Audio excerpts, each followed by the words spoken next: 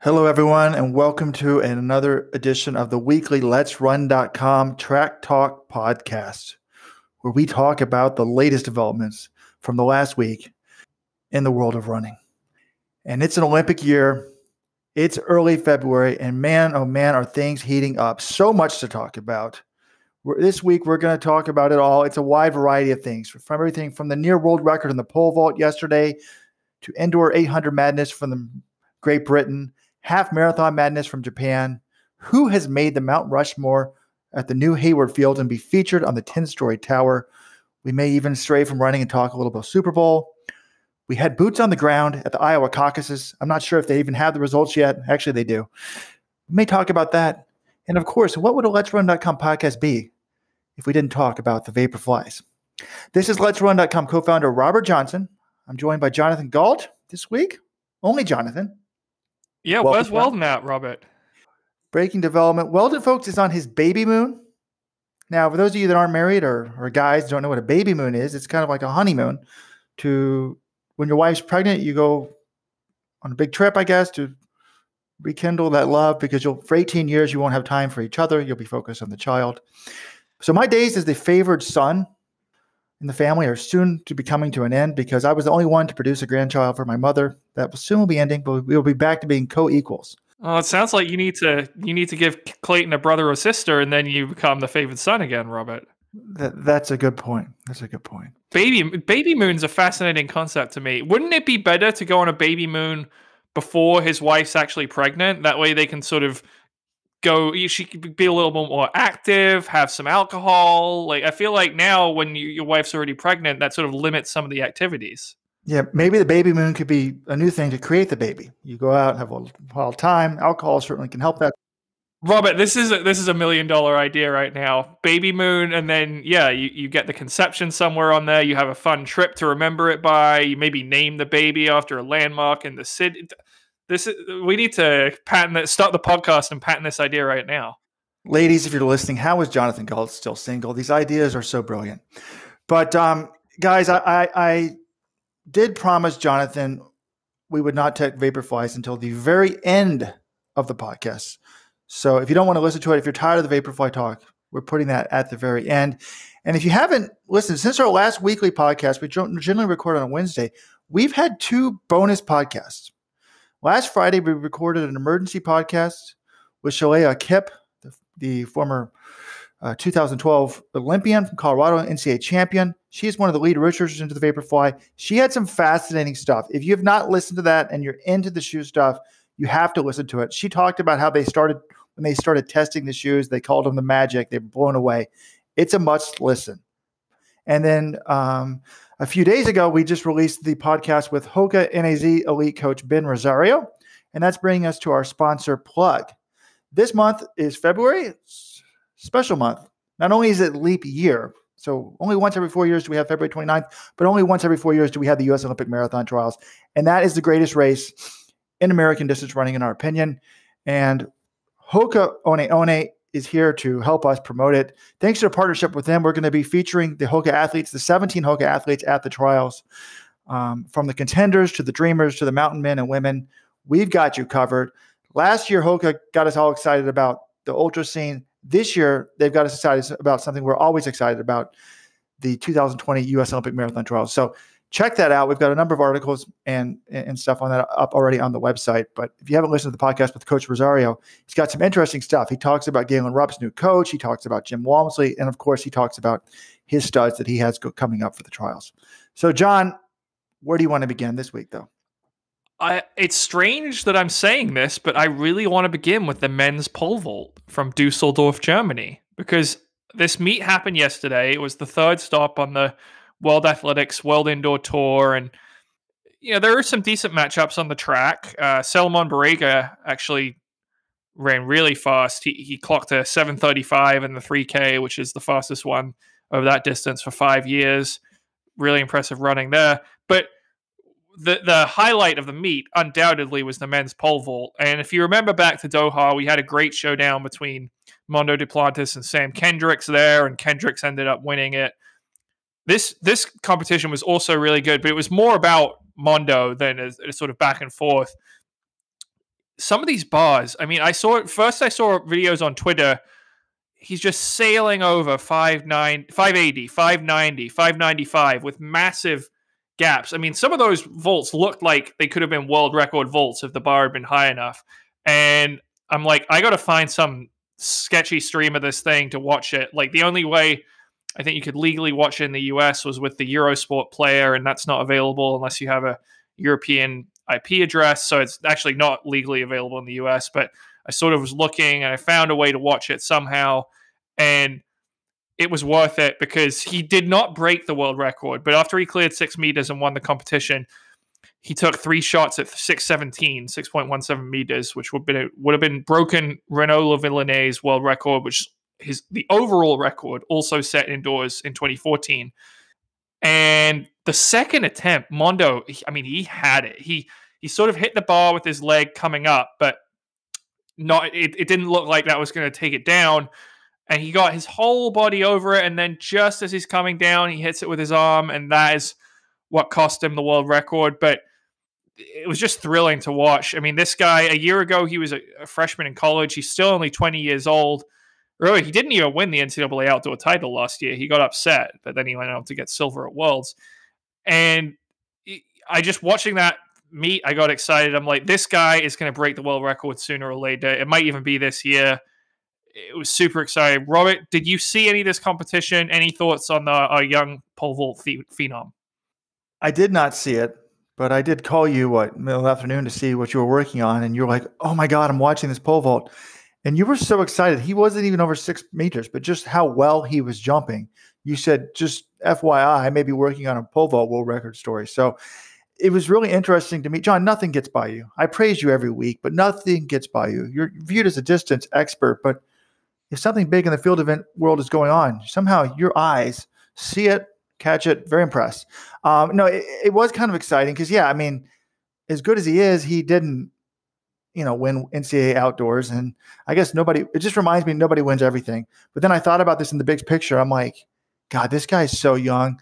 If he's doing this at the beginning of the Olympic year, yes, he's going to get the world record. So it was pretty exciting on that front. Yeah, this was his first competition of the year. You got to remember that as well. So I think indoor might actually be his best chance to get it because you don't get a crosswind or anything like that. And the existing world record's indoors. But yeah, he's really special. He's vaulted 6.05 meters outdoors, and that was back when he was 18 in 2018. So that's exciting.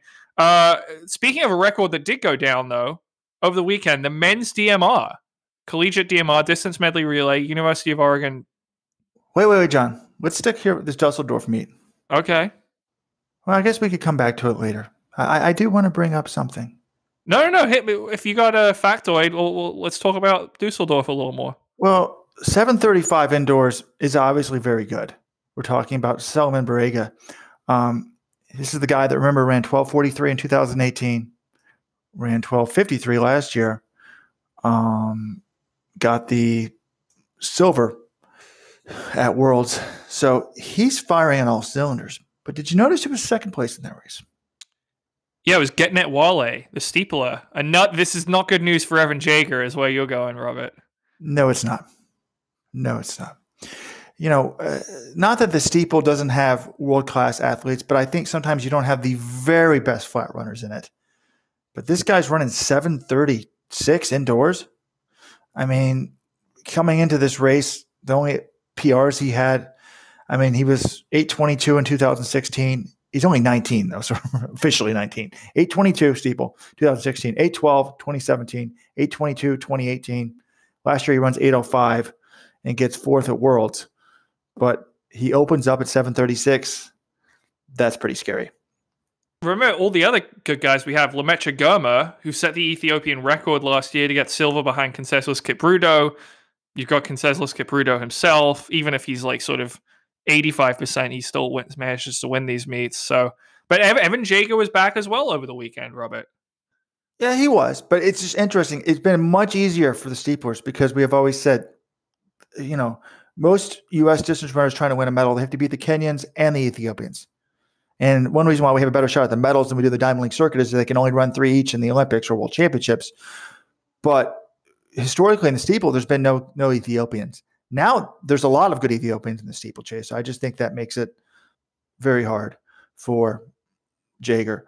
But you say he's back, and he looks like he's a Let's Run fan, John. Tell him about that.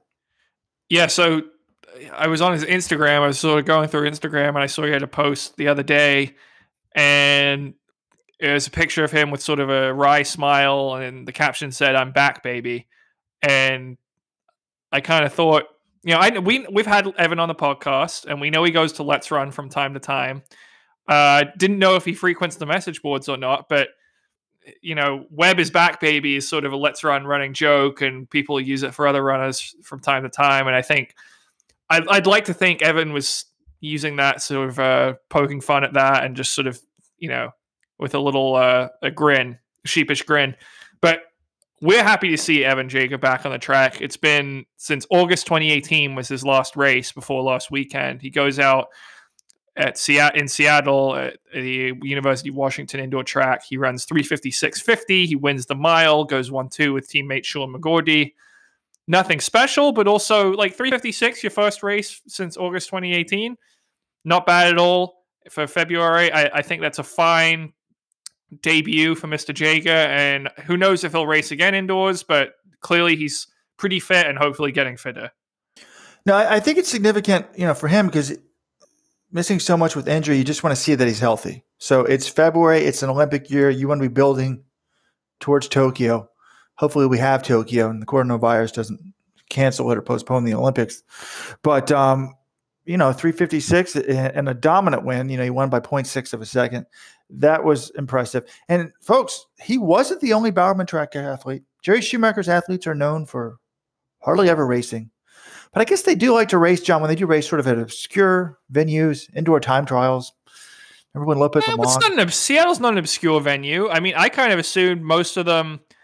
I mean, if you want to run USA indoors, the declaration window is already passed. It's a very quick indoor season. So if you wanted to run, you kind of need to get a qualifier. That was an opportunity for them to do it. Oh, I know, but you're running on an oversized track at a college meet. Would it be too much to ask to run a week or two earlier at an actual real meet like the, New Balance Indoor Grand Prix or the Armory meet? Yeah, that would have been nice. That would have been nice. We do something this week with Millrose. Are any of these athletes running Millrose? I don't know. Oh, by the way, folks, before we'll be ending the show with Vaporfly talk, but just before that, Jonathan Galt will be previewing the Millrose Championships. But are any of them going? Just real quick now before we get into. I don't see any men in the Bowerman in the Wanamaker Mile. There's no one in the women's 800. Women's Wanamaker Mile. No, it looks like Bowerman's skipping that. They're not going to be running Millrose at all, which is a shame because often they will show up to Millrose and have at least one or two of their guys race, but doesn't look like they have any entrance this time around. Let's hope that they show up at USA's or something. Otherwise, Jerry, Bowerman, huge thumbs down. Are you kidding me? So let's talk about it. Shelby Houlihan, what is she? She's one of the best runners in the world. She only ran, 3:55 last year in the 1500? 3:54.99, Robert. Give her due. Okay. She doubled at this meet. She ran a 4:23 mile, which is, roughly a 4:03, 1500, and a 2:01.800. She said she was very pleased with that. Colleen Quigley, who, by the way, beat Houlihan last year to win the U.S. indoor title. She opened up at 3,000, running 8:44, beating teammates. Bowerman teammates went 1 through 4. Kate Grace was 8:46. Courtney Fryricks, 8:47. Steeplechaser, world championship silver medalist. And Vanessa Fraser, 8:51. I just don't understand why Houlihan is not in the Bowerman Women's Mile. The Wanamaker Women's Mile at Millrose this weekend. Can't they make it financially viable enough for her? I don't want to go off on this. Also, Bowerman men, Mark Scott beat Ryan Hill in the men's 3,000, 749 to 750. So, John, you didn't ask, but my big takeaways on that are Houlihan's in great shape. Not a surprise. I am surprised that Kate Grace ran 8:46 in the 3,000, beating Courtney Fryricks. So I was sort of debating this year, is Grace going to stick to the 1,500 or is she going to try to go to the 800 where, it's just she's kind of in between the league. She did make the Olympic finals 4 years ago in the 800. She tried to move up to the 1,500 without a lot of success. But as stacked as the 800 is with Raven Rodgers, Ajay Wilson, and Hannah Green, I was thinking 800 until recently. And then you've also got Sierra Brown. It looks like she's definitely, this is a sign to me though, she's definitely all in on the 1500. You're not running a 3000 now if you're going to go back to the 800. But I think in terms of medaling at Worlds, medaling at the Olympics this year, I still think the 800 is easier. The people she has to beat in the 1500, it's not going to happen. And also, she could make the team in the 1500. I think making the team probably slightly easier, but you got Houlihan, she's not beating her out. Jenny Simpson's still around. Nikki Hiltz, Danny Jones, Sinclair Johnson. I mean, it's a tough team to make as well. It's not easy to make an Olympic team, I think, is the lesson. Yeah. What about going out to the 5K, Robert? What do you think about that? No. She just ran 8:46 for 3 kilometers. Well, it might be to make the team. I mean, the 5,000 historically has been sort of easier to make the team. That's what I'm saying. You're a Dartmouth alum. Jonathan Galt is a Dartmouth alum, if you guys didn't realize that. But Abby D'Agostino made the Olympics last time after finishing 5th at the trials because a bunch of other women opted for other events. And I'm not sure, John might know if the 1,500, 5,000 double is going to be possible at the Olympics. So that could help water down some of the things. So, yeah, it's interesting. I mean, you think because she's run, what does she run for 800? 157, 158? You think, that could potentially medal if she runs that. But I assume the coaches know, look, she doesn't have the finish in the 800 to medal. I don't know. It's just interesting. I think she's going for the 1,500. But and also to me, the other takeaway here is Ryan Hill. I don't know, John, you may have the stats, but this is my impression without doing any research. It seems like he hasn't done much recently. The fact that he's losing to Mark Scott here is not a good sign. This guy used to own the 3K. I think his better days are past him. Well, he just turned 30 last weekend. I think the bigger problem is he was injured for pretty much all of 2019. But you look at his history, he has a very good record of making U.S. teams. He was the runner-up in 2018 when there wasn't a team to make at USA's. He made the team in 2017. He missed out in 2016, but he did medal at World Indoors that year.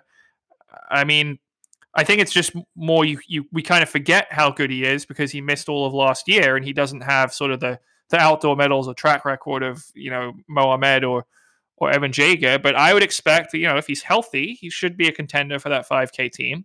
And I will give you, Robert, you gave them Bauman some crap for skipping Millrose, but I've looked at the entries for USA Indoors, and it looks like almost all of them are entered. Shelby Houlihan's actually doubling the 15 3K there. And Colleen Quigley, Courtney Frericks, Vanessa Fraser, they're all entered. Ryan Hill's entered. Josh Thompson's entered. So remember, this is a group where many of their athletes skipped out last year to run a time trial instead of USA's. So I'm actually happy that they're running USA Indoors. And you got to remember, again, that meets in Albuquerque at altitude. It's a Friday, Saturday meet. So what they would have to do is run Millrose on Saturday, then fly back out west and for a turnaround for another race or two on Friday and Saturday. I'm actually okay because Millrose is directly before USA's. If they want to skip that and just focus on the national championships, I can respect that decision. Okay, John, I stand corrected. I will issue a formal apology to Jerry Schumacher, who I respect a great deal. I apologize. The way these schedules are coming up, it was kind of compressed, like Millrose the week before USA's. And remember, folks, this was going to be a World Indoor year, but just after last week's podcast, World Indoors have been postponed for a year because of the coronavirus. They were supposed to be held in China. So, maybe some of these Bauman athletes were actually going to go to Worlds because they were going to run USA's. Who knows? Yeah, the problem, this schedule was flawed from the beginning, and maybe it has to do because USA's were going to be in Albuquerque because of the convention center that's already booked up because they use it for more than just track. Remember, this meet was supposed to be in Staten Island, and then USATF basically took it away from Staten Island.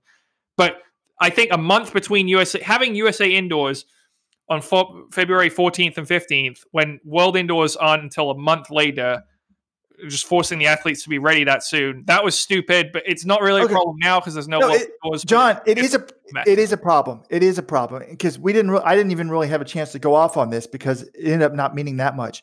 This is a major problem. How dare you deprive Robert the chance of going off on a topic? We were denied a rant. We're going to get the rant anyway. Go, Robert. Rojo's rant here. I didn't realize this. You were going to have a month between USA's. First of all, you're holding USA's at altitude in a world championship year when people need to hit the standard. Dumb. You're putting it less than a week after the premier, or arguably the premier indoor meet in the country. It's the premier indoor meet. Even as a Boston guy with New Balance Indoors, I can respect that Millrose is the premier indoor meet. Okay. I was going to give New Balance indoor Grand Prix some love. But it's just stupid. And then they take it away from New York. I mean, God, these federations are amazing. If you listen to the emergency podcast on Friday, we went off on the Kenyan Federation. They've stupidly named their 2020 Olympic marathon team, even though like 2 or 3 of the women that were debatable for the team are all going to race each other in about 2 weeks in Tokyo. So just Athletics Kenya, you are so stupid. It's hard to top, but maybe USATF tops you on a regular basis. But John, back to Ryan Hill's chances of the Olympic marathon team. The Olympic 5,000 team. I think we'll agree that the odds of him beating Paul Chilimo aren't good. He also has to beat, remember, Woody Kincaid, although we didn't see Woody. He's a Bowerman Track Club athlete. Woody ran 13 flat. Where is he? So Lopez Lamong actually won the USA's last year. So, just a lot of people. I mean, if I had to pick right now, if you said gun to my head, does Ryan Hill make the team? I'm trying to think. Well, who made the team last year? We had, look, but here's the thing. Drew Hunter was going to be on the team until he got injured. Do you think Ryan Hill's better than Drew Hunter, Robert? I think he was, but I'm not. I guess you're saying he's hurt and maybe we'll see the best. Yeah, I just think Ryan Hill, he made the team in 2013, 2015, 2017. He was second in 2018. This is a guy who is a very good championship racer. He has a good close. I think if he's healthy, he's got a shot, but there's still a lot of the season left to play out. If everyone was focused on the 5,000, no, he doesn't make the team. That means like the people like Lopez and some of these 10,000 runners. But, who knows? We'll see. Enough Ryan Hill talk. Okay, let's now talk about that collegiate record on the DMR. I hinted at it earlier.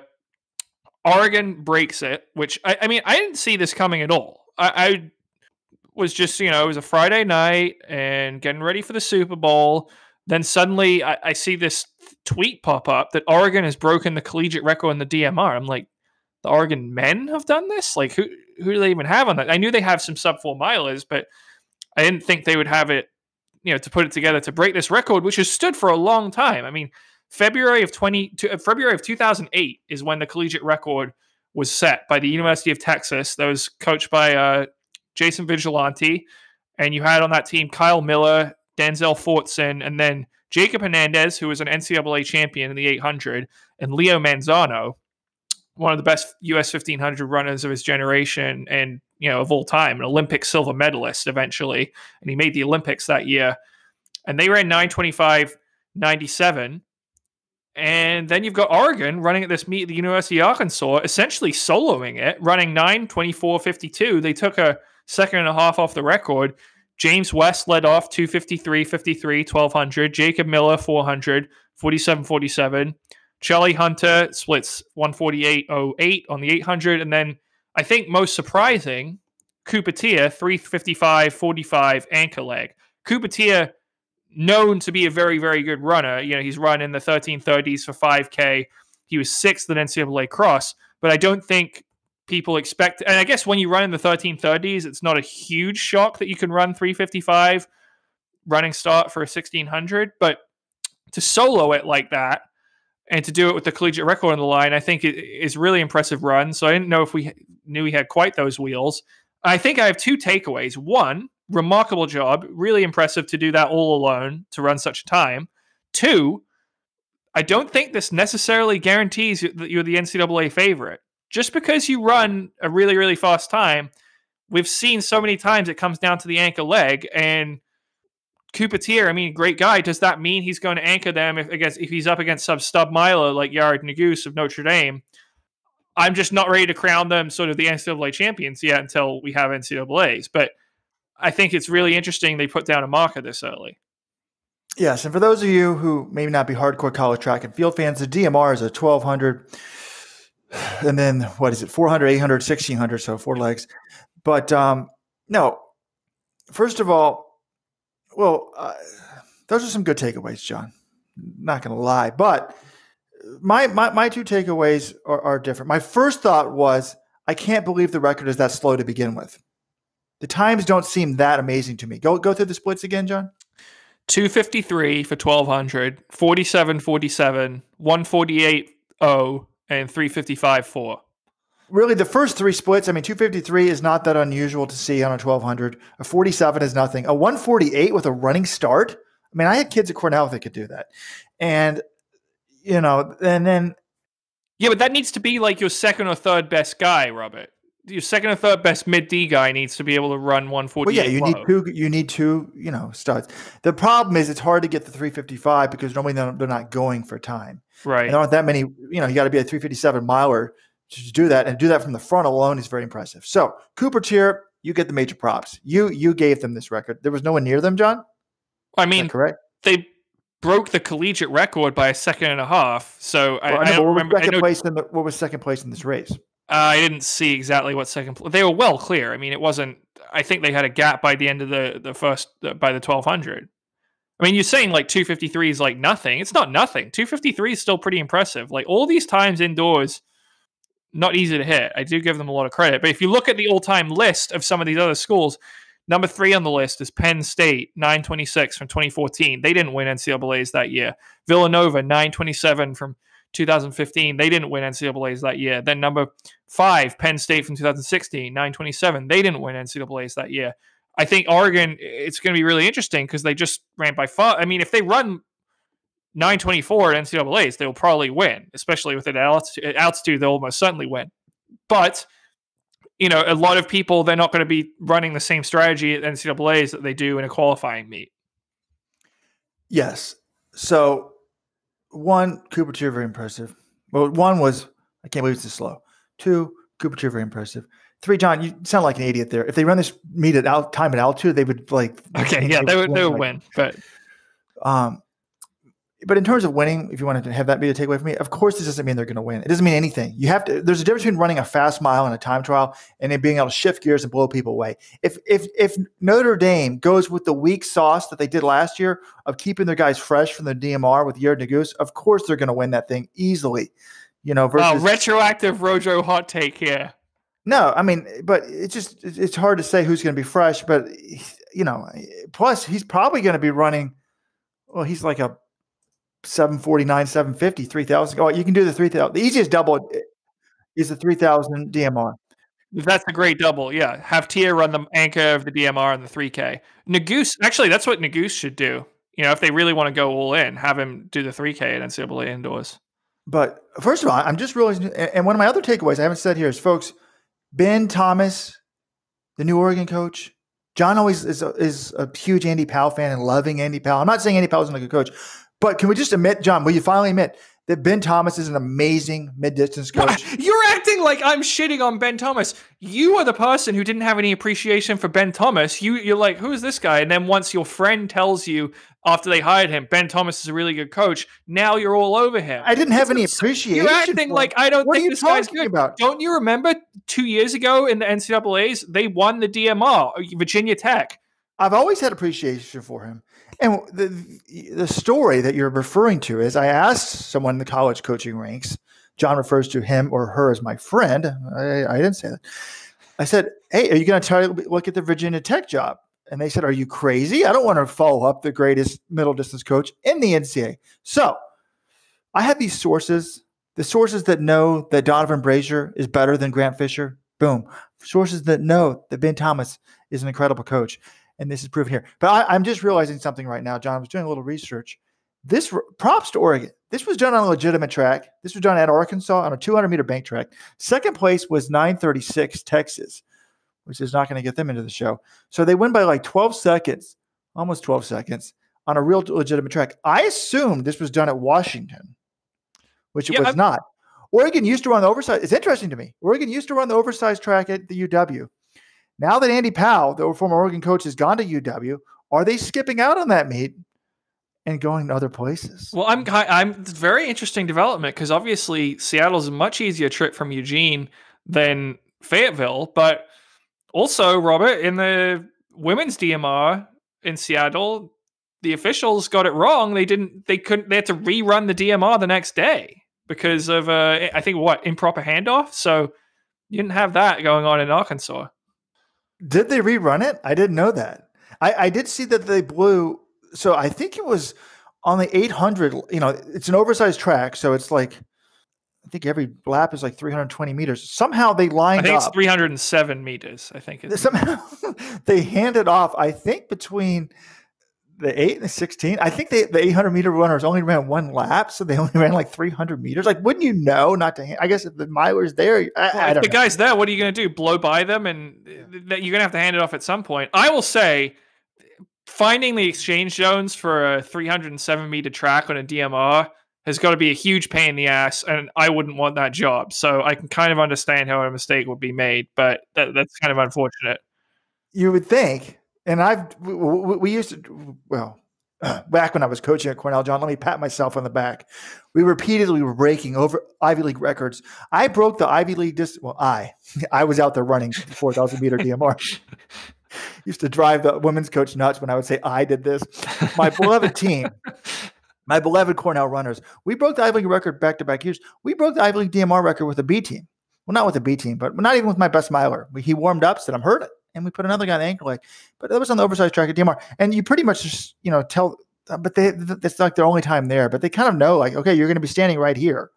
So, but I guess if you're only 80 meters off. Anyways, I saw that they had handed off wrong. And someone on the message board said they were standing next to Andy Powell at the time. And he went up to the official and said, I hope you know, you just blew their only chance for nationals. But apparently they ran it the next day. Did anyone get in? Do we know?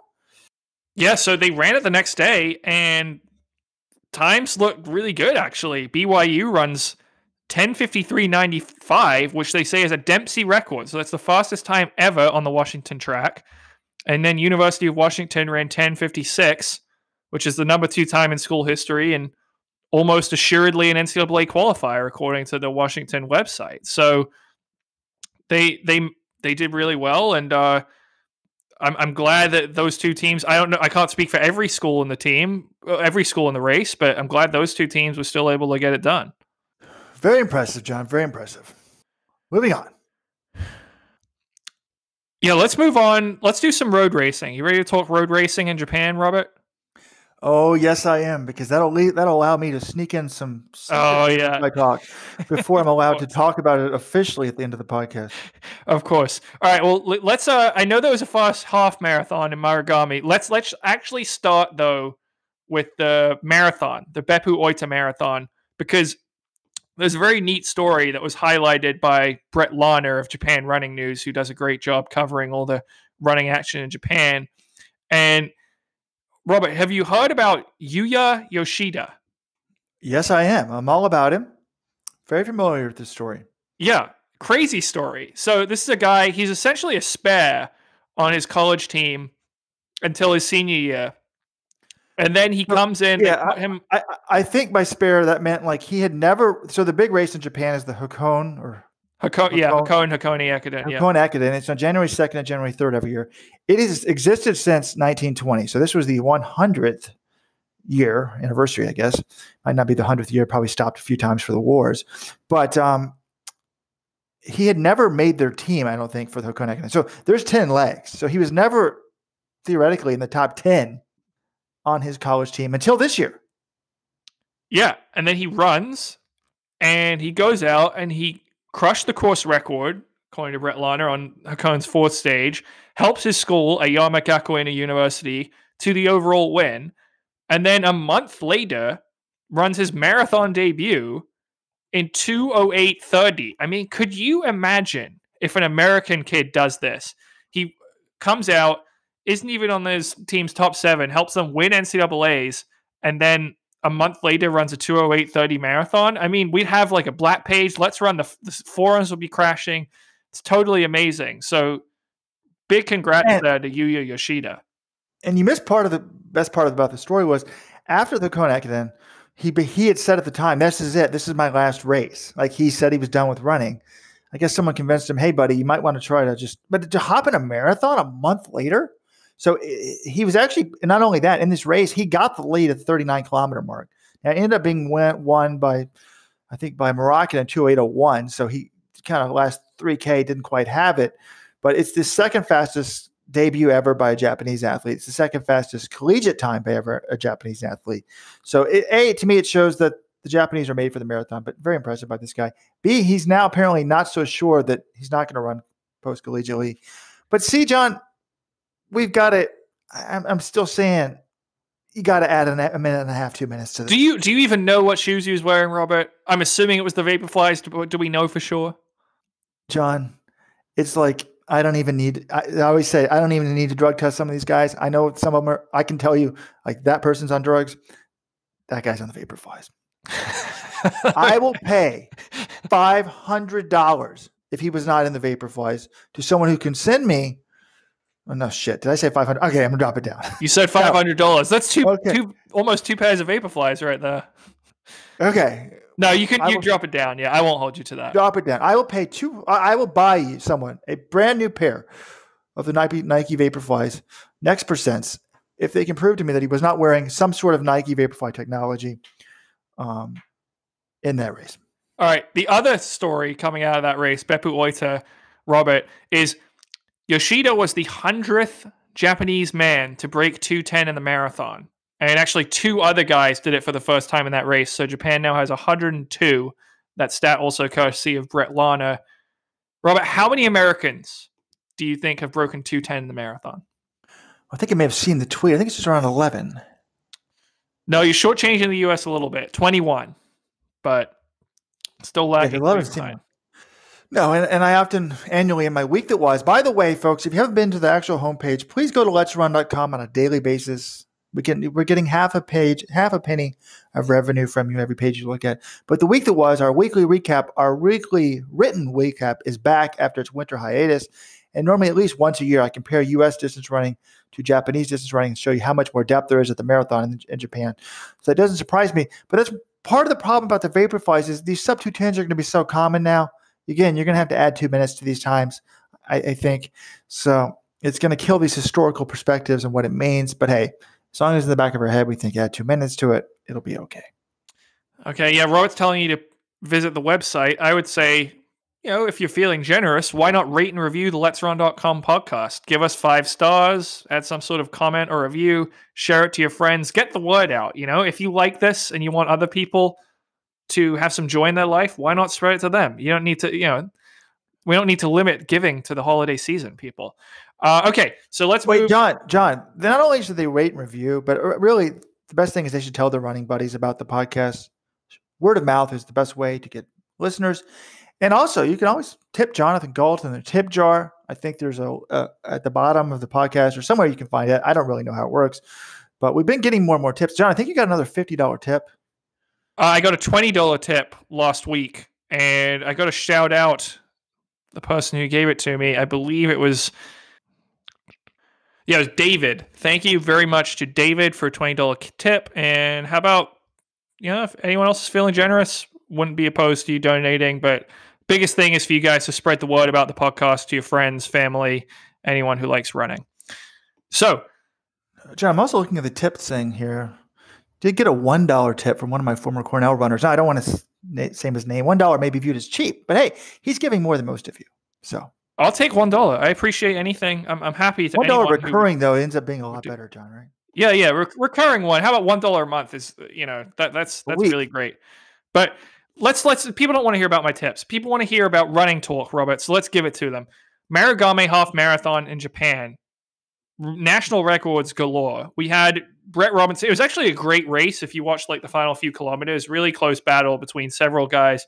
The top 4 guys were all separated by just 9 seconds in this race. Brett Robinson of Australia gets the win, and he was following the lead vehicle, and he sort of followed it off course for a second or two, and then had to come back onto the course. And fortunately for him, it didn't cost him sub 60 or the win or the national record. He got all 3 of those, 59, 57, Brett Robinson of Australia taking the victory and an Australian record. Second place, Yusuke Ogura of Japan, 60 flat. He did just miss breaking 60 minutes, but he got the Japanese record in that race. Taku Fujimoto of Japan also running 60.06, and he broke the previous Japanese record, but he didn't get the current Japanese record because he was only the second Japanese finisher in that race.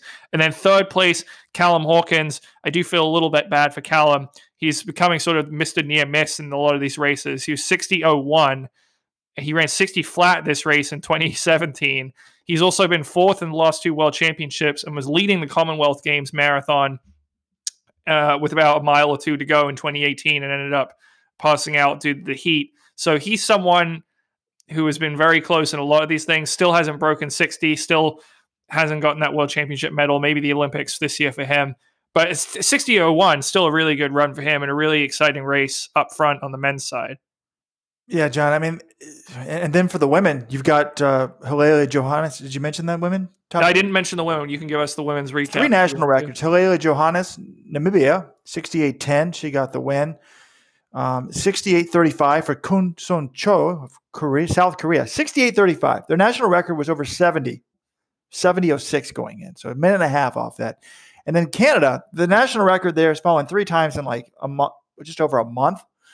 It's now 69.38 for Andrea Sakafian, beating Natasha Wodek's 69.40, which lasted for like a couple of weeks, which, Rachel Cliff had 70.06. So no one in Canada had, before the Vaporflies, their record was 70.47. Now it's 69.38. So that just shows you we're talking, I would say a minute at least and a half, and then 2 minutes more in the marathon because of these shoes. But John, we talked about the 60-minute barrier. Brett Robinson, congrats to you. I always liked the Aussies. I remember meeting John. Why is my brain not working? Aussie 1,500-meter guy, Ryan Gregson. Yeah, Gregson and Robinson. I met both these guys when they're like they're probably 5 or 6 years apart in age, but I met them both when they were quite young. But you see an English speaker, you talk to them. Fans of Let's Run, I assume. Anyways, he breaks 60, which is good. But this Japanese guy, Yusuke Oguro, he crosses the line, puts his hands up. He sees 59.58, puts the hands up. I started a thread. I think this cost him the 60 because they round up. So I think he probably ran like 59, 59.1. Boom, they round that up to 60. Yeah, this is a road racing lesson for everyone, or it doesn't even need to be road racing. Anytime you see a clock at the finish line, don't trust that it's going to be exactly a time. This really applies to road racing, I'd say, more than track. Unless you're way under the mark that you're planning on celebrating, run all the way hard through the line, then you'll have plenty of time to celebrate afterwards.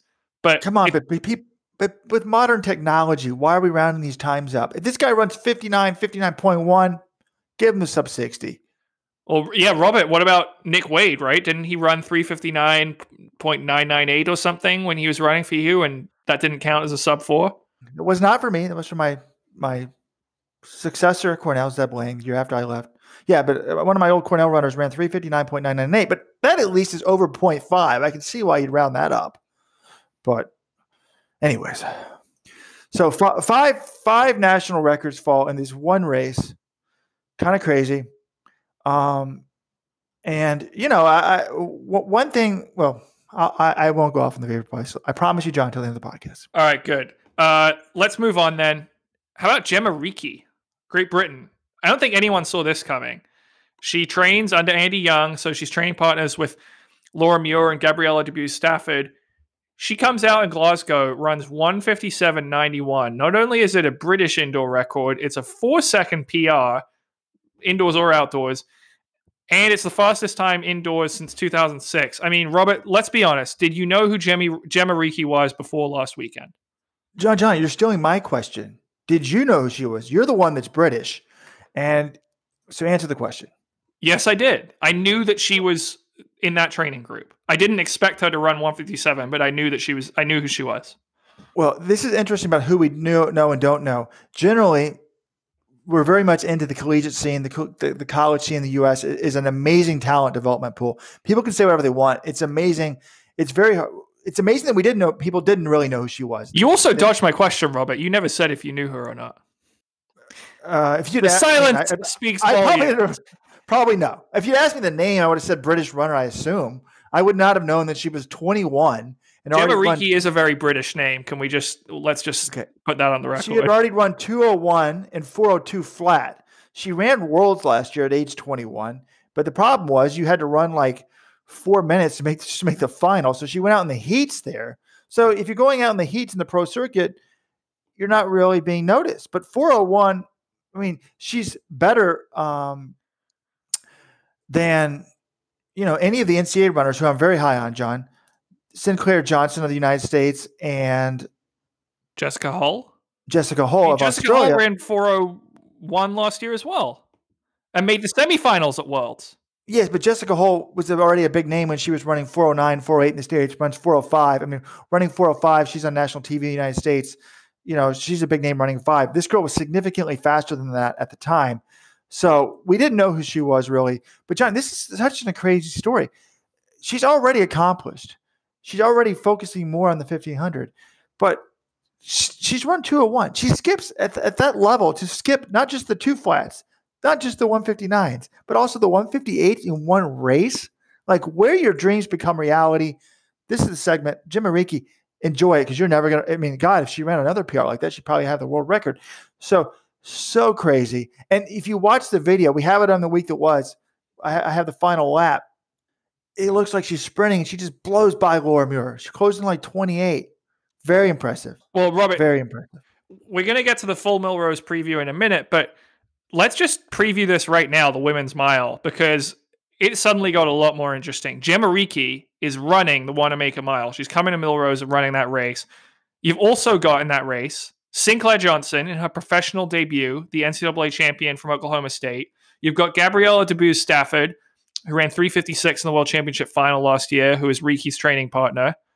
You've got Shannon Osika. You've got Danae Rivers, the NCAA 800-meter champion. You've got Constanze Klosterhalfen, who was a world medalist in the 5,000 last year and won this meet, the Wanamaker Mile, easily last year. You've got Danny Jones, NCAA champion in the 5,000 meters. You've got Nikki Hiltz, Ellie Purrier. I mean, the 800s are also stacked, so I'm not going to proclaim this immediately race of the meet, but how excited are you for this women's mile right now? Pretty excited. Not going to lie, but let's talk about who can win it, John. There's a lot of big names. There's a lot of NCAA names, but in terms of, break it down for me, in terms of potential winners, how many do we really have? I would say Coco. I would say there's 3 potential winners. Coco, Gabriella DeBuse Stafford, and Gemma Rickey. Yeah. Now, maybe, I don't know what kind of shape Sinclair Johnson's in. I mean, Sinclair Johnson did get 4th at USA's last year, but I don't think so. I just think Nikki Hiltz, if you're giving Sinclair Johnson. Right, yeah, that's a good point. Yeah. But John, let's give a small clap to Millrose. They actually brought in someone from overseas, but some might argue, hey, they only bring in.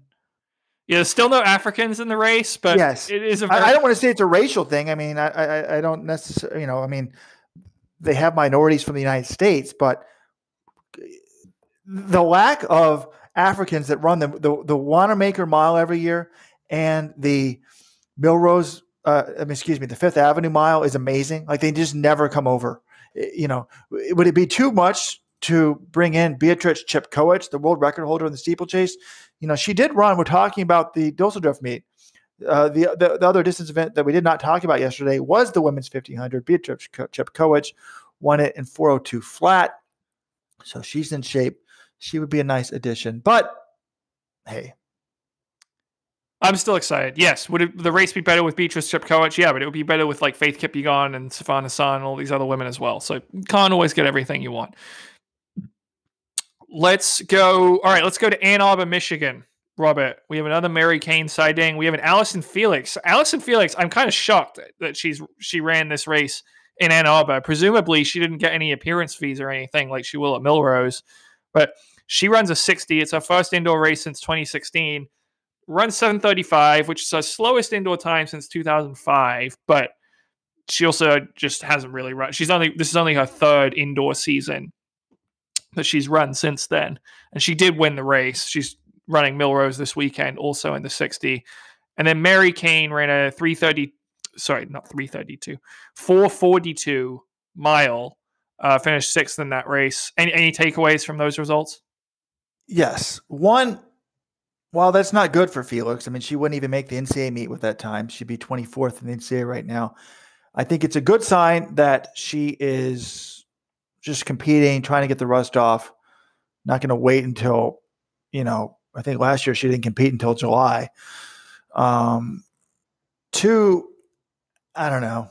I'm not that excited about Allyson Felix. We're going to have her hyped as the greatest Olympian ever. To me, it seems like the whole point is just to find your way in one of these watered down relays so she can get another gold medal. She only has to be like the U.S.'s like 10th. No, excuse me, 10th.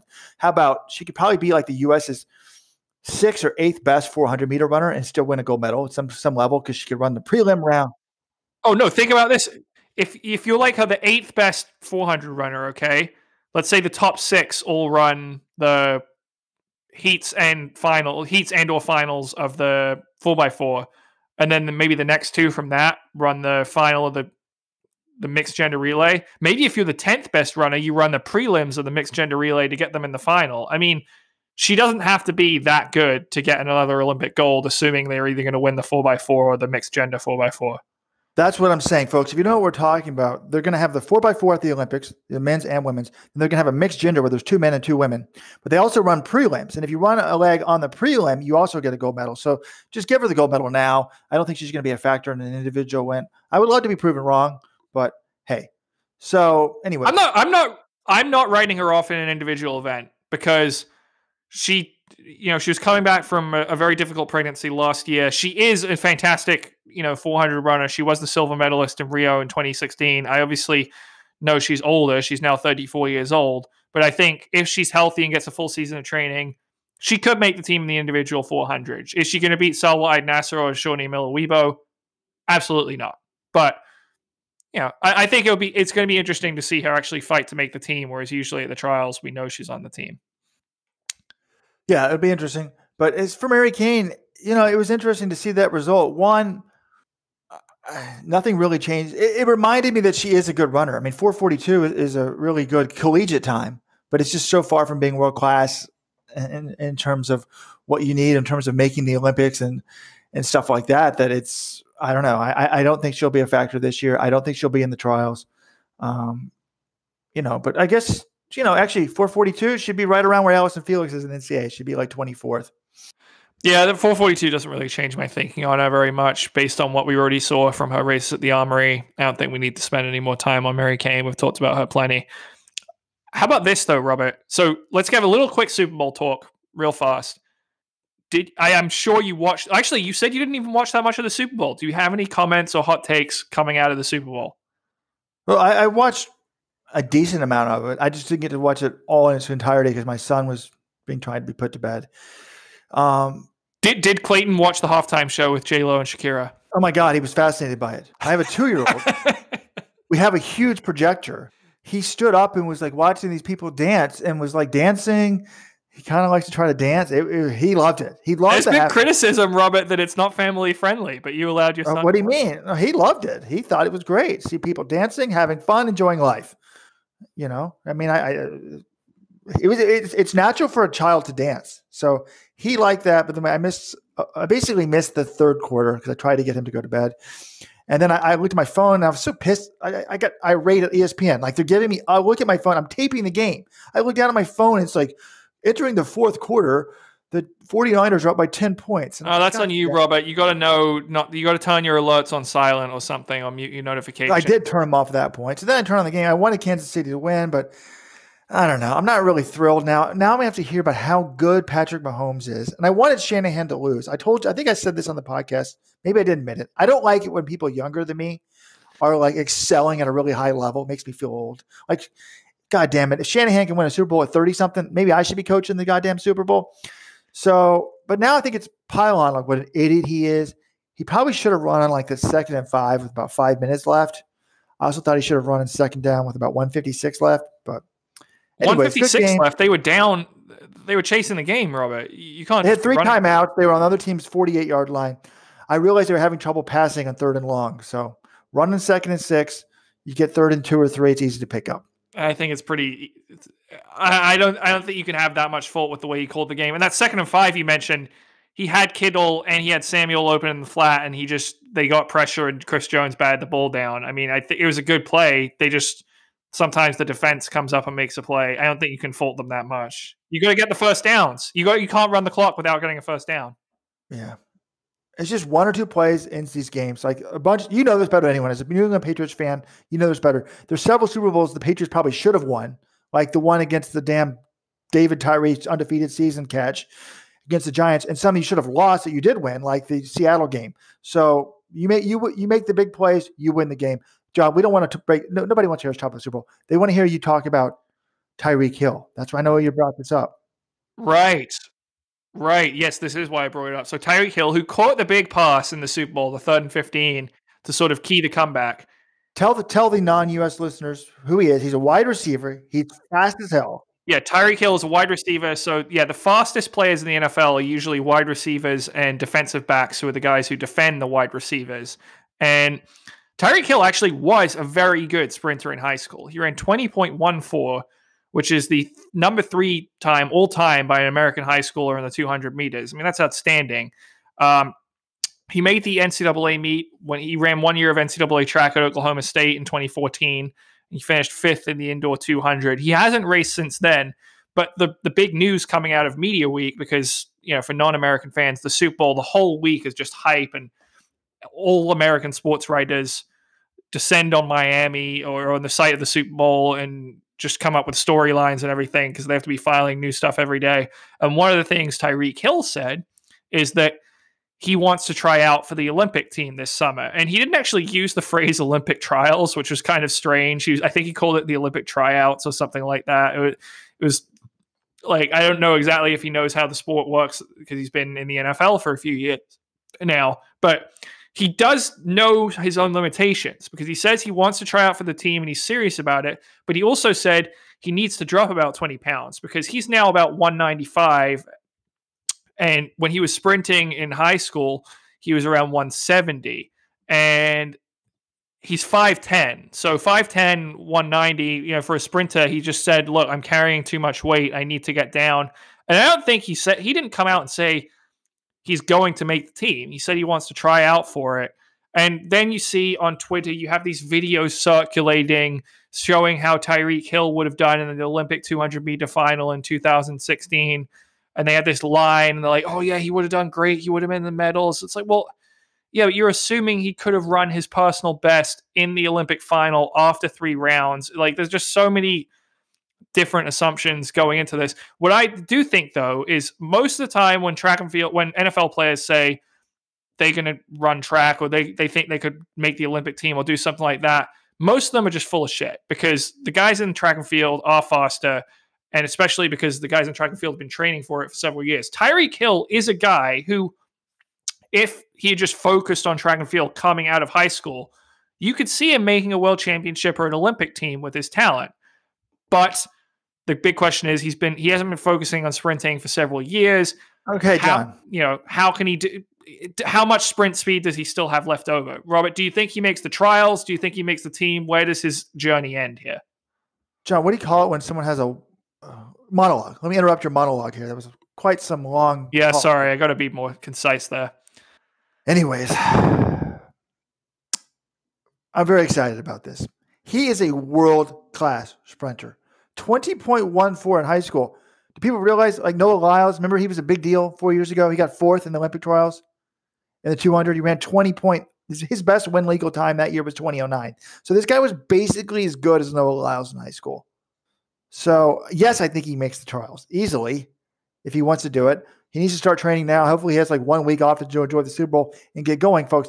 And, yeah, when these guys mouth off about being good, a lot of them aren't good. And in the NFL, most of the speed is actually interesting. You could be like, if you're a good 60 guy, you'd be a good wide receiver, because you don't need to have 200-meter speed. It's interesting that his best event in high school was the 200.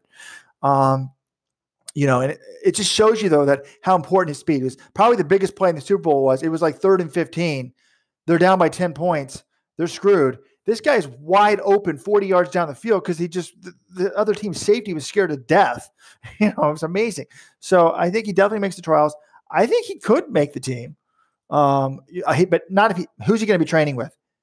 Who's his shoe sponsor? If somebody's smart, they sign him right now. They put him in a major group and get going. I'm assuming he already has a shoe contract. Most NFL players have shoe sponsors, but I think he has a very, very small chance to make the team, because think about this, Robert. All right. Who else if say his best event's the 200, maybe he tries out with 100, but so let's say his best event's the 200. Well, he's not beating Noah Lyles, and Christian Coleman also going to be trying out the 200. Well, he's not going to beat Christian Coleman. So that's 2 spots off the board. And then what if Michael Norman decides to do the 200 as well? maybe Michael Norman, after being, sort of chastened last season, he only does the 400. So maybe there's one spot available and someone might get hurt or whatever. But a lot of these guys in Olympic years, they like to double up. If those three guys run the trials in the 200, there's no way he's beating any of them if they're healthy. Maybe one of them gets injured or decides not to double up. But it's the 200 usually is sort of the easiest U.S. sprint team to make, and this year it could be the hardest.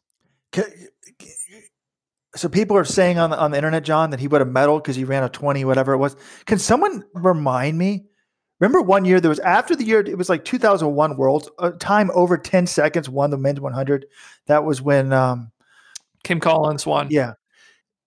How in the world did 20.02 win Andre DeGrasse a silver medal and 20.12 win a bronze medal at the Olympics? Usain Bolt won in 1978. Do you know how terrible that is? Yes. You say, it's just amazing how much different 4 years ago goes. Last year, this is just the U.S. list. Noah Lyles, 1950. Michael Norman, 1970. Kenny Bederick, 1982. Christian Coleman, 1991. Craven Gillespie, 1993. Andrew Hudson, so 5 guys under 20. Andrew Hudson, 2004. So, yeah, it's hard. But he's got world-class talent. We'll see what happens. Yeah, but Robert, you're acting like running sub 20 in a World Championship final is really easy. I mean, look at the results last year. Noah Lyles only ran 1983 in Doha in the World Championship final. 1995, Andre DeGrasse, and 1998, Alex Quinones was the other medalist. Like, it can be tough after 3 rounds of the 200, especially someone like DeGrasse who had already run 3 rounds of the 100. Like, that I think more than anything explains these slow times is the best 200 guys have also run the 100, and many of them are tired. Someone like Andre DeGrasse, remember in the semis in Rio, he ran like 1980, I believe, in the semifinals. I'm just looking up his time right now. Yeah, he was in Bolt's heat, and Bolt ran 1978 and DeGrasse ran 1980, and their strategy was essentially they were hoping to tire out Bolt in the semifinal so that DeGrasse would have a chance in the final against a tired Bolt, and Bolt's the best, so that didn't work. But that's why DeGrasse only ran 20.02, is because he really went to the well in the semi. And I just think, it's very tough. That's why Bolt sort of needs to be regarded as a total legend, is because his 200-meter world records came in his 6th race or 7th race of these championships, 2008 Olympics, 2009 Worlds. He did it after he'd already broken the 100 world record. That's how good this guy is. He made it look easy, but it's not always easy.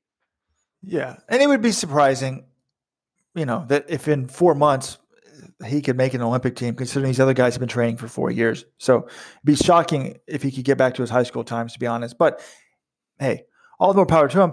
And it's a shame we don't have some sort of relay. Like, swimming has so many goddamn relays. Why can't we have a 4x2, put him on it so we could at least see him run the prelims or something like that? Wait, you complained about Allyson Felix getting these weak gold medals, and now you want to have more weak-ass relays? Well, if we're going to have him, at least let an NFL guy do it. No, 4x2, please. IOC, no 4x2 in the Olympics, and get rid of the mixed gender 4x4 while you're at it. I want to see like a Kansas City Chiefs singlet. Anyways, John, we have a cool story here. Let's moving on. Maybe we should have talked about this when we were talking about Oregon. It's been announced, you're the one that found this, that Oregon is going to sort of have its Mount Rushmore at the new Hayward Field, which is going to be unveiled soon. On the tower, a 10-story tower, they're going to have like the faces. I guess Mount Rushmore only has, 4 presidents though, right, John? Right. They're going to have 5 icons on this tower. Folks, if you're listening at home, think about all the great legends of Oregon track and field over the year. You've got Matthew Centrowitz, an Olympic champion. You've got Galen Rupp, Edward Chedrick, 17 or 18 NCAA titles, Bill Dellinger, Joaquin Cruz, Ashton Eaton, Steve Prefontaine, Otis Davis, Bill Bauman, Raven Rodgers, Mac Wilkins. Of those people, who do you put on the tower? Phil Knight, even. You could put a little scrub like Phil. Yeah. I'll give the fans maybe like 2 seconds to think. Pause the podcast right now. Think about who you want to be on the tower, who you would pick. Here's who Oregon has picked. They've got Bill Bowerman. Now, remember, this tower was supposed to be named after Bill Bowerman. It was supposed to be the Bowerman Tower, and then his family came out and said that that's not what he would have wanted. They asked that they keep his name off, but they are going to be honoring him. So I don't know if that one's negotiable or not, but Bowerman's on the tower, and then 4 athletes. Otis Davis, who was the first Oregon Duck to win Olympic track and field gold. He won the 60. He won the 400, the 1960 Rome Olympics, and also the 4x4. Steve Prefontaine, we all know him.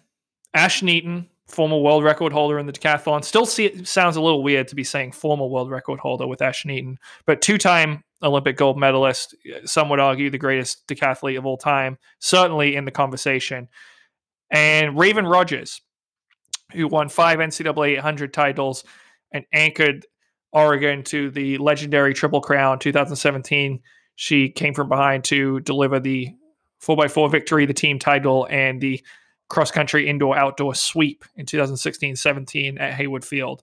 Those are the four athletes and the coach, Bowerman. Robert, do you have any issues with these selections? Not really. I mean, I think that the first four were obvious picks. Otis Davis isn't the household name, but it's clearly Steve Prefontaine, Ashton Eaton, and Bill Bowerman are going to be on there. And then Otis Davis, how do you argue with the first Olympic gold medalist? And then I think you want to have some diversity. You want to have a woman on there. I think Raven Rodgers is probably the most famous. I don't know if she's the most famous, but probably the most accomplished at a collegiate level for the Ducks. Yeah, I mean, you could argue maybe Breanne Theisen-Eaton. She won a bunch of NCAA titles. She was the world indoor champion in the pentathlon. So she's another one that you could maybe argue is up there. I'm fine with Rodgers if you're going to include a woman, especially because of that 4x4 was just so legendary, that race. I mean, if you want to talk about like most accomplished athletes, well, no man won more NCAA titles for Oregon or any school than Edward Cheserek. But you know, it's a little hard to assess him historically because he's still competing right now. And you know, I think a lot of people would still say Steve Prefontaine or Ashton Eaton are sort of more important to the program or just bigger stars than Cheserek. So if you want to make the case for Cheserek, I certainly think he has one, but I'm pretty okay with the list they have. I mean, I think Cheserek it's interesting. Like, who was a more accomplished collegiate athlete? Cheserek won way more NCAA titles than Prefontaine, but Prefontaine was sort of world class when he was in college. But that would be fascinating. Like Nike, let's give me a break, John. Nike's going to put up a Skechers-sponsored athlete on the wall of fame over Steve Prefontaine. No chance in hell. Well, I mean, he'd be wearing his Oregon Nike singlets. And Matthew Centrowitz, while he's won an Olympic gold, he didn't have a lot of. I mean, he did win some NCAA titles, but he won one NCAA title. I think it wasn't like he was an icon in college or anything, and carrying the Ducks like Cheserek was all the time. So.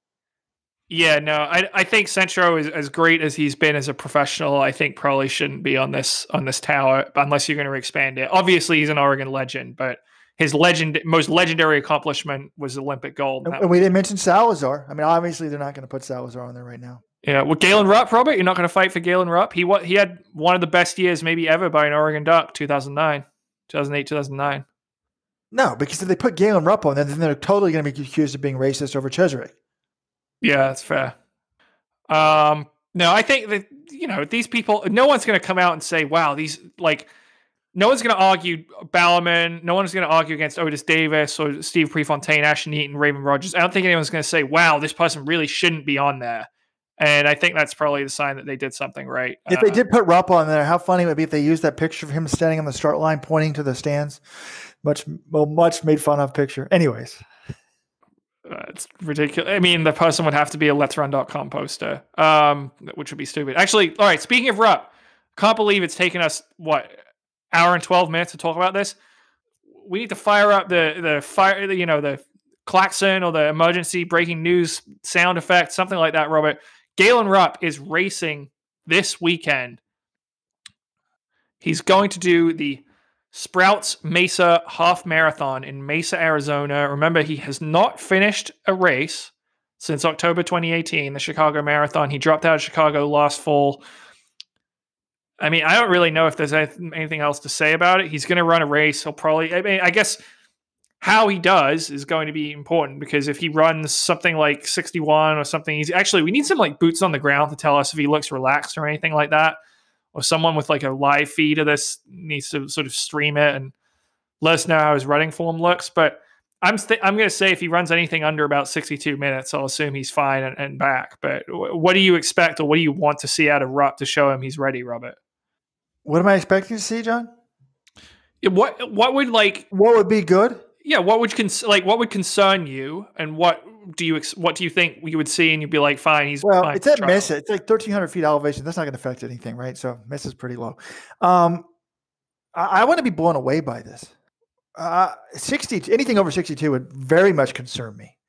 We need to look back. Now, I don't know if he was wearing Vaporflies back in the day, but do you guys remember? He hadn't even qualified for the trials, I don't think, or could you get him the 10,000 time? In December of 2015, was that his half marathon debut, John? No, he had run New York City half before that, but that was sort of his trials qualifier. Hopped in the foot traffic holiday half marathon in Portland. It was the local fucking half marathon. Excuse the language, children. If I know there's some young children. Don't cuss. But when you get riled up, sometimes it just comes out and you have to apologize. He jumped in a local half marathon. It was kind of cold. He ran 61:20. And it doesn't look like he's wearing Vaporflies because their shoes were green. And the prototypes, though, were used at the trial, so it's possible. So I need to know. Someone look at these up. No one needs to know or care what Galen Rupp wore at the foot traffic holiday. I need to know what shoes he was wearing. So I'm just saying, if he was doing that back then, and no, but the thing that shocked me was, and then Ken Go had a tweet, and this Liz Anjos has a tweet. I remember watching that and was like, oh my God, it looks like this guy is jogging a 61-minute low. So I think he can easily go under 61. This guy is such a talent. If anything under 61, put him on the team. But I would like to see him beat all those Houston times. I'd like him to see it looking effortless. So boots on the ground. Someone go out there, put it on Twitter. I'll give someone the Let's Run login. You can stream it live on the Twitter, Periscope, whatever it's called. But yeah, I want to see this. Now, if you didn't listen to the Ben Rosario podcast, it's up. You can go back. And one of the things I asked him on that podcast was, hey, Coach Rosario, you're good friends with Mike Smith, and you coach. You guys both live in Flagstaff. You're both sort of 30, 40 years old. What do you think of Rupp going to Mike Smith? What do you think of that decision? Would you do that? And it was very interesting. He said, I didn't publicly want to comment on this until I talked to Mike myself. It sounds like they talked for about 90 minutes about this. And it was interesting. I loved what Ben said. Basically, Ben sounds like he's not, you don't have to agree on everything. He says, like, look, Mike is a great person. He thought a lot about this. This is a decision he's did. It's not necessarily something that Coach Rosario would do, but hey, you can agree to disagree. He still says Mike is a great person after the fact. But one of the things that was interesting to me on that was, I don't think this part actually made the podcast because it was after we kind of stopped recording. He said that Mike sort of talked to Rupp and is like, look, trying to get Galen to understand not everyone's out to get you. I really do think, and you've heard this from Mary Kane, like basically the NLP would hold themselves up in the hotels, and it was us against them mentality. Everyone's out to get me. And it'll be interesting to see if Mike can get more of a human side of Galen Rupp to come out and say, hey, if you let people will support you. I've heard some people say, oh, I'm going to root for Rupp now. You know, before it was sort of like the evil empire. So who knows? Robert, I have a question. Do you dislike Ben Rosario and Mike Smith because they've had more coaching success and they're younger than you are? Do I dislike them? Well, you said this about Shanahan, that you wanted Shanahan to lose the Super Bowl. And Ben and Mike Smith are both younger than you are and have, top Olympic trials contenders, and Mike's won 3 NCAA titles. I thought you might hold a grudge against them. No. Ben has done what I would have wanted done with money. I would say you want to coach the pros. It's way easier lifestyle than college coaching.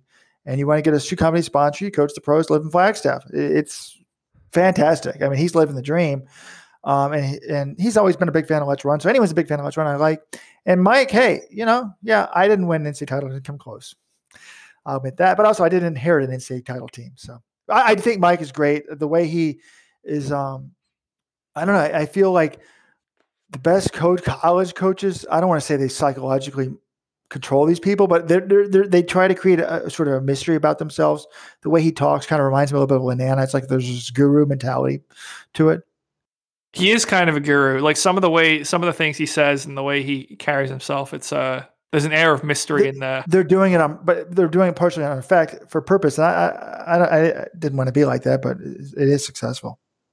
Well, I don't know. I mean, I don't know if they're doing it on purpose or not. The one thing I will say about Mike Smith is very interesting. He's from Massachusetts. He's from like Central Mass.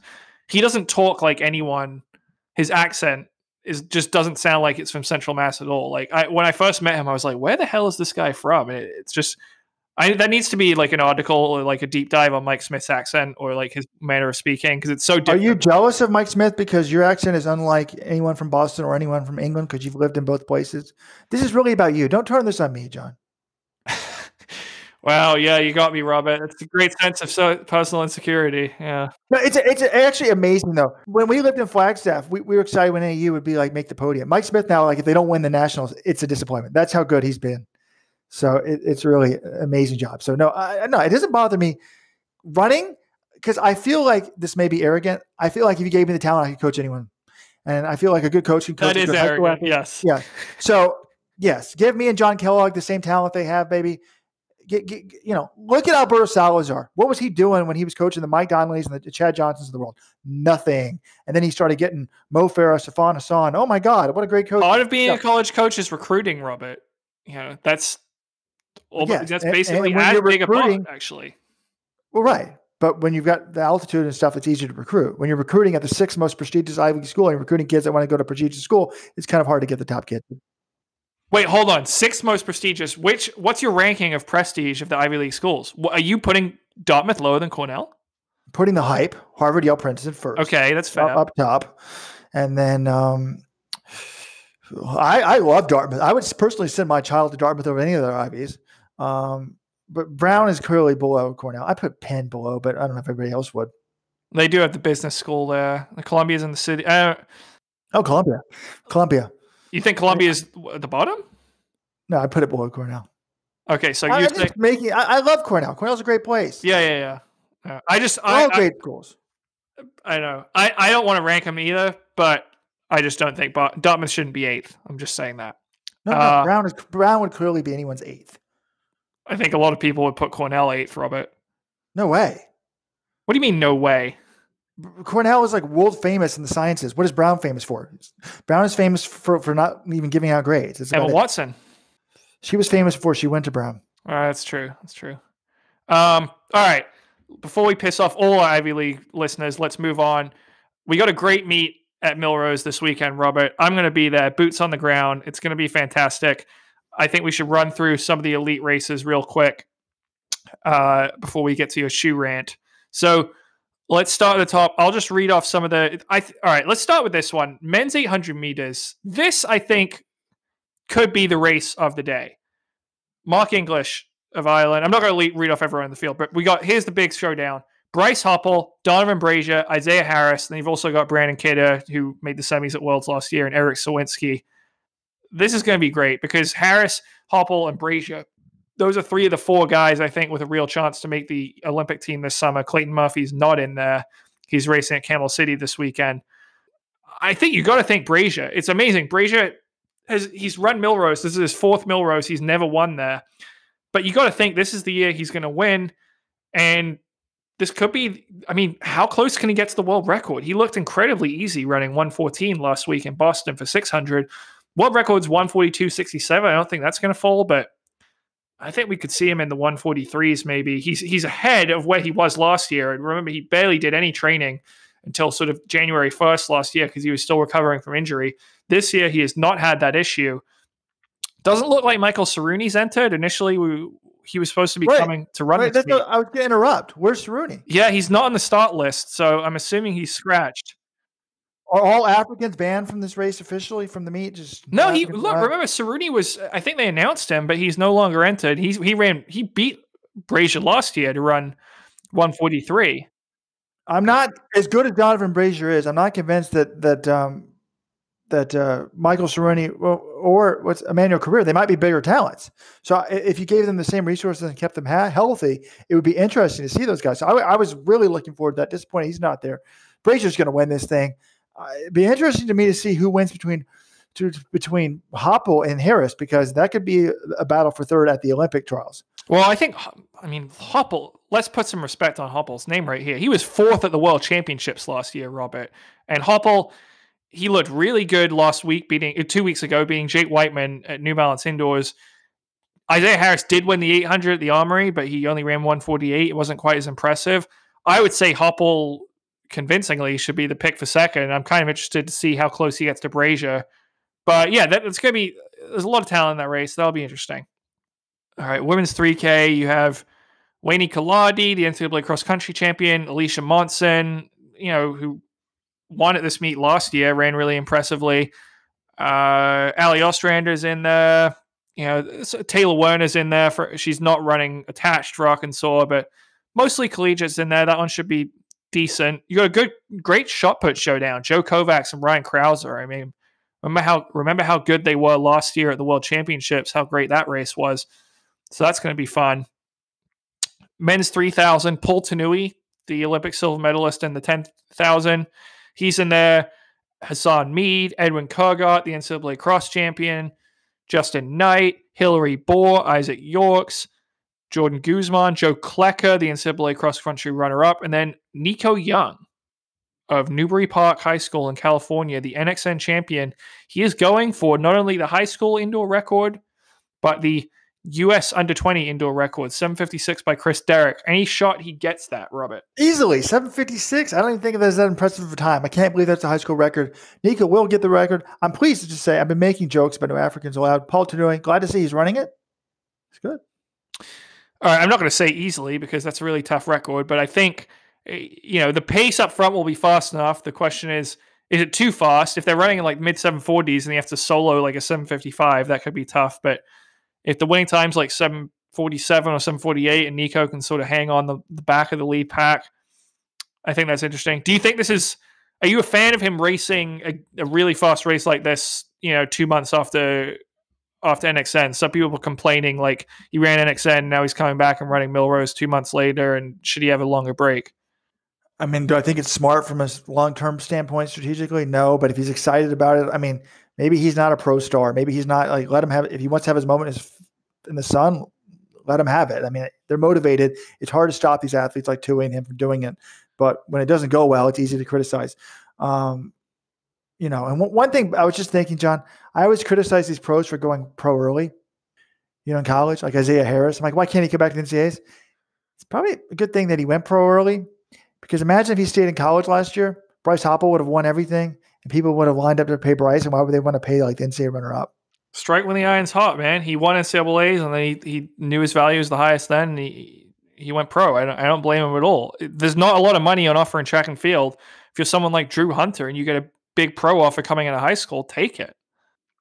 Anyway, we talked about the women's mile, women's 800. This is another event where I was really excited because Laura Muir was initially entered, and now she's not on the start list, so that's kind of annoying. Shalina Oskin-Clark is in there from Great Britain. Sierra Brown, Natoya Gould, Ajay Wilson. Still got some good names in there. I would have really liked to see Muir in there, though, because she ran 1:58 last week. Well, you got like 2 or 3 of the fastest women in the world, and AJ, and is Raven in there? No. Oh. But John, let's go back to the women's mile. Who wins it? Give me your pick. I really wish I knew what kind of shape Gabriella Debus-Stafford was in. I don't think she's raced yet this year. No, she was in that 800. Oh, she was. She ran 2 flat 96.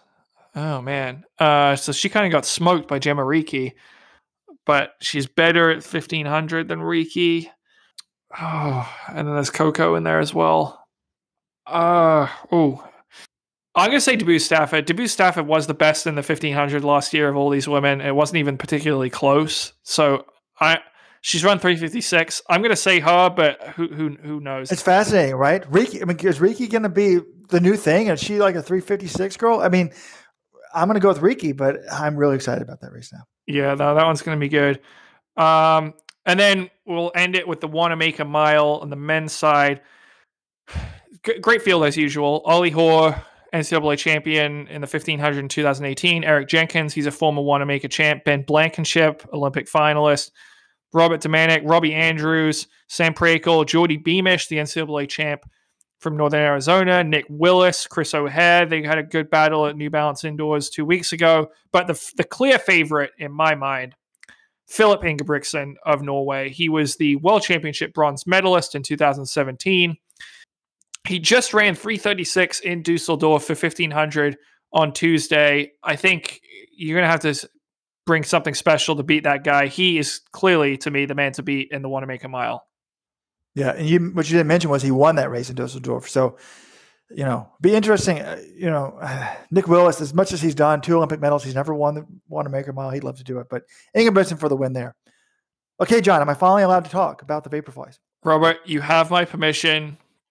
Say I don't understand how you have anything left to say on this topic that we've talked about ad nauseum every week for the past 6 months. Some people may not have listened to the emergency podcast. They may be once a weekers. If you haven't listened to the emergency podcast, stop listening to this one and go listen to that, and then come back if you still want to hear about the shoes. But for everyone who did listen to it, Robert has some new stuff to say. So, first of all, on last week's podcast, I promised the masses that I would finally write the article officially stating in print that what happened in 2016 was wrong. It was mechanical doping, and the results need to be validated. I was a man of my word, and I did write that piece. This week, I'm going to be promised to reach out to the and since then, the World Athletics has come out with a ruling, and I was pleased with the ruling in the sense of it's basically an acknowledgement of, hey, what happened in 2016 was wrong. We don't want it to happen in 2020, although they haven't specifically stated that. So what I will do this week is I will reach out to them and see if I can get them to acknowledge that that's the point of this rule. Because, John, the point of this, it talks about an unfair advantage, and there's been some fascinating articles. There's a great article written by an Outside magazine by the Sweat Silence columns by Alex Hutchinson. And he has a fake conversation between Nike and the IAAF. And it would have been hard to ban these shoes because, imagine if Nike had gone to the IAAF when these shoes came out and said, hey, you should ban these shoes. And they're like, why? Well, they have a fiber plate. You mean like Paul Turcotte's fiber plate? Well, they have a special foam. Like, oh, you mean like Holly Garbosa's special foam? The Adidas shoes were better than else's. So even when I was talking to my wife about this, I was explaining it to her. She's like, well, what do you mean? Everybody wants to have a better shoe. So yes, people have been trying to have better shoes for a long time, but the problem is no one actually successfully pulled it off. What do you mean? You don't think those shoes were an improvement? The previous iterations? They were, but it wasn't so obvious. To me, what I said is this is like pornography. You know it when you see it. This was an unfair assistance. This was an unfair advantage. And what happened in 2016 was wrong. This is a weird analogy. My other analogy is if we're not going to enforce these rules, why have them? The problem is I've now changed my mind. I think DQing the runners, well, I was going to say this may have been wrong because if you told Kipchoge, hey, you can't wear these shoes, he puts on a normal pair of flats and he wins. And I said they may not have known how good they were. That's what I was saying on the emergency podcast. I'm not so sure I no longer believe that. I'm not sure what the right answer is, though, John. I have read a Nike article from 2017, and this is almost like them confessing to a crime. John, have you seen this? I have my hyperbole monitor in my hands is currently beeping all the way to the left, and it's threatening to blow up right now, Robert. Please explain what you mean here. It says, May 3rd, 2017 on the Nike website, the shoes athletes say will change the future of running. And in this article, it's talking about how the Vaporfly 4% are coming out. And it's just Shailene Flanagan and Amy Craig raving about the shoes. Amy Craig was so high. Shailene Flanagan is so high in the shoes. She said it was a nightmare that she'd wake up in Rio without the shoes. Amy Craig says the shoes were so special that when she was out running and had to go to the bathroom, sometimes you hide in the woods to go to the bathroom so you have some privacy. She would take the shoes off because she didn't want to get them muddy. She was afraid she was going to ruin them. So these athletes knew that these shoes were way above and beyond. That sounds like a confession of murder to me. Book them. John, clearly. Where's the smoking gun there, Robert? What's wrong with that? How is that confessing to a crime? Well, they knew that these shoes were an unfair assistance. No, they didn't. They liked how the shoes felt. They thought they were great shoes. How is that any different from any other athlete in history given a new pair of shoes that they really like? They don't know it's going to benefit them that much. No, and I said in the column last week, if I was an athlete, I would run them. Of course, if Nike gets, everyone's trying to get better shoes. You're always trying to get faster shoes. If they give you that shoe, hey, this is my employer. Of course, you're going to wear them. But it was just so much better. I don't know. And then I was quoted in the New York Post this week after this ruling came out, and she quoted me as using the word shady. I just think it's shady, like the fact that two things. One, they made this shoe look exactly like the Zoom Streak. When they used it in Rio, they made it look like another shoe. Two, when they come out with this press release, right? Hyping up the shoe. They talk about Flanagan and Craig, who didn't do anything in Rio. They don't mention the fact that it was worn by the 3 medalists. Are they trying to hide that fact? All right, Robert, my question to you is, let's say Nike announced before the Olympics in 2016 that they had this new shoe technology and made it available to all of their athletes.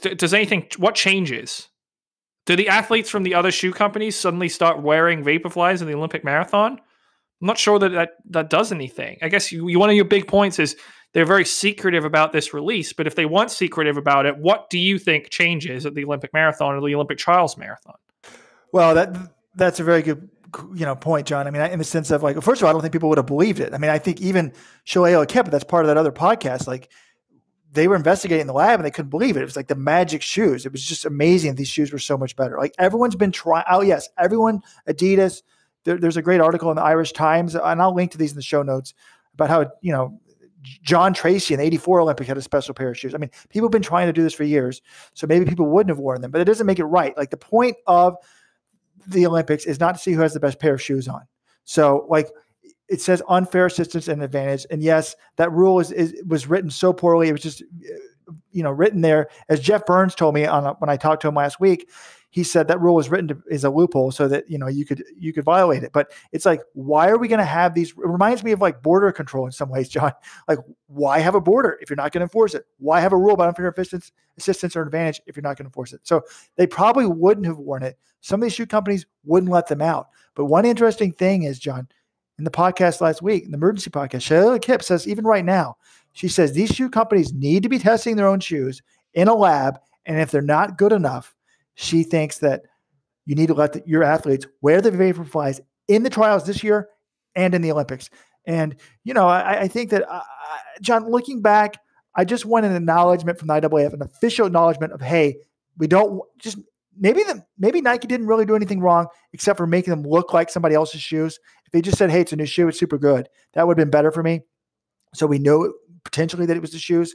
That would have been fine, because if I was Flanagan or Craig, I probably would have done the same thing they did. So just be open about it. Acknowledge, hey, we don't want this moving going forward. I think these rules are. And, I loved Brett Lerner. He also had a piece about this. And I think maybe this is the best way to conclude, John. And Kip said this. In a few years, everything will be fine. But maybe they're still not fine for the next 6 months or so. Here's how Brett Lerner ended his piece. A few more years like this, and once this painful transition period is passed, things will probably readjust and it will all seem normal. If it powers the self-belief of the next generation to go beyond current ideas and limitations, great. There's a lot of great racing ahead, but it's hard not to feel like something's been lost. Is it all real? Fantastic way to conclude this, I think, John.